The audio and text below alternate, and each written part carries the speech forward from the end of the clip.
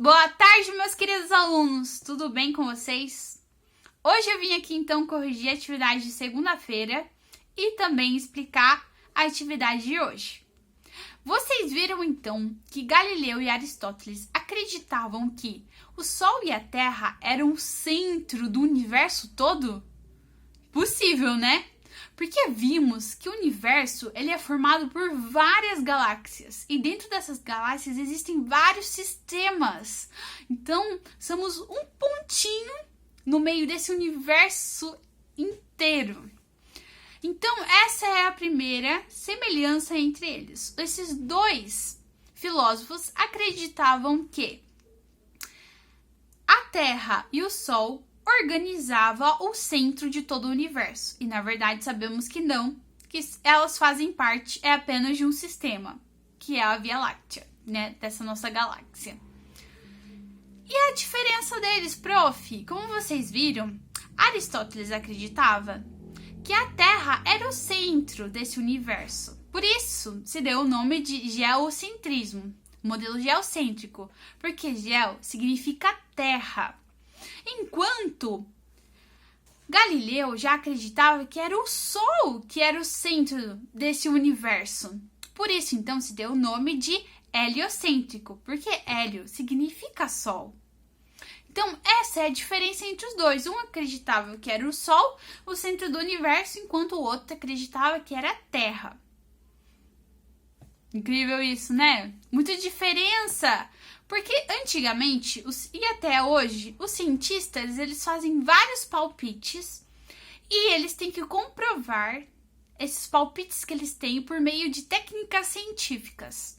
Então, cada um chegou num resultado diferente, mas nunca quer dizer que esse resultado que se chega pela ciência não pode ser mudado e renovado para outros sentidos. Como vimos, então, depois eles descobriram, então, que o nosso sistema, que o Sol, é sim o centro, só que o centro do nosso sistema solar. Sem a ciência, a gente não poderia ter toda essa evolução e descobrir as coisas que estão mais perto, né, do real. Hoje, então, vamos aprender um pouco sobre... Vamos fazer uma revisão, então. Agora que vocês sabem tudo sobre o sistema, sobre os modelos, sobre as fases da luz, movimentos da Terra, então agora vamos a um desafio. Qual será, prof?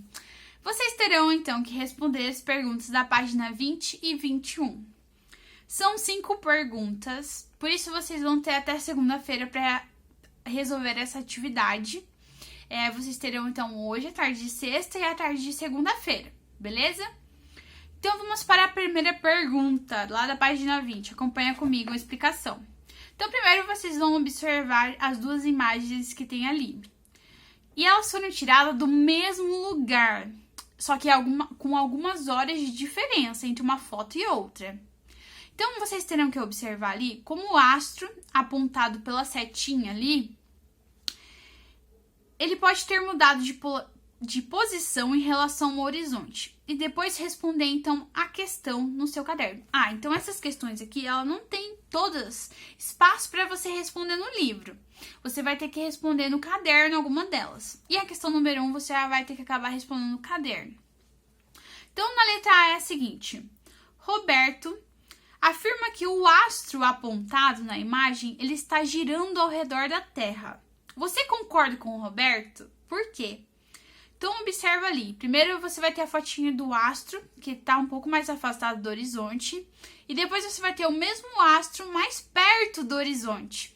Então, a pergunta é, será que esse astro está girando ao redor da Terra? Pensa um pouquinho lá sobre tudo que vocês aprenderam. E depois, explica por quê. Daí, B. Joana afirmou que não é apenas o Sol que nasce e se põe diariamente. As estrelas também nascem e se põem. Será? Você concorda com o que a Joana explicou? Então, me explica por quê. Por que você concorda ou por que você não discorda? Questão C. Experimente observar um astro no céu à noite e procure um ponto de referência próximo a você, como uma árvore ou um prédio. E observe o mesmo astro novamente após 1 ou 2 horas. E o que você observou com isso? Então, essa questão, como você tem que observar algo, pode ficar em branco caso você não consiga observar, né, essa troca de posição de algum astro. Vamos para o número 2, então. Vocês vão ver que tem ali crianças brincando, né? Elas estão representando 2 astros do sistema solar. Na questão A diz assim, então, o menino representa a Terra. Qual astro está sendo representado pela menina? Então, se um representa a Terra, a menina representa o quê? Pensa um pouquinho lá. Número B. Qual movimento é indicada pela seta azul e pela seta vermelha? Então, cada astro ali, como sabemos que o menino é a Terra, qual que é o movimento que a Terra está fazendo ali? Em cada setinha daquela representa um movimento. Então, você vai ver que tem um movimento menor, que é o da Terra, e um movimento maior, que é o do outro astro, né? Quer dizer, que é um movimento maior em volta do outro astro. Número 3. Carlos mora em uma pequena cidade do litoral brasileiro, onde não há energia elétrica. Todas as noites, ele acompanha sua mãe até a casa de uma amiga. Quais fases da Lua seriam mais propícias para eles caminharem à noite sem usar a lanterna? Desenhe essa fase no espaço abaixo. Então, de todas as fases que vocês viram, qual que é a fase que dá mais luz, assim, que a Lua tem a luz com mais intensidade, para que podemos à noite andar e não precisar de energia elétrica? Pense um pouquinho lá e volta lá nas páginas anteriores para vocês verem as fases da Lua. Daí você desenha as fases ali no espaço que tem no livro. Daí é o número 4. Analise um mapa e responda as questões. Então, questão A. O que é a linha do Equador? E aonde ela se localiza no mapa? Então, você vai procurar ali aonde que está a linha do Equador. E na B, você vai, então, escrever qual é o estado que você mora. E daí, você vai ter que identificar aonde que o seu estado está dentro do hemisfério. Se vocês precisarem de ajuda para realizar essa questão, venham conversar com a prof, que eu estarei aqui a tarde toda, tá bom? E é 5, então. Vocês vão ler o textinho que tem lá na página 21 e depois vão responder 2 questões. A primeira é: de que maneira os conhecimentos astronômicos são úteis aos povos indígenas? Que pergunta interessante, né? E daí a B: por que é importante preservar o conhecimento como esse conhecimento dos povos indígenas? Lê lá e vocês me falam o que vocês acharam. Porque assim, dentro da nossa história, cada povo tem um conhecimento diferente. E os povos indígenas, eles têm alguns conhecimentos próprios, fundados na cultura deles, em toda a história deles, e que é muito interessante, e que às vezes eles não sabem explicar cientificamente, mas a explicação deles tem a ver com o que foi descoberto depois na história e na ciência.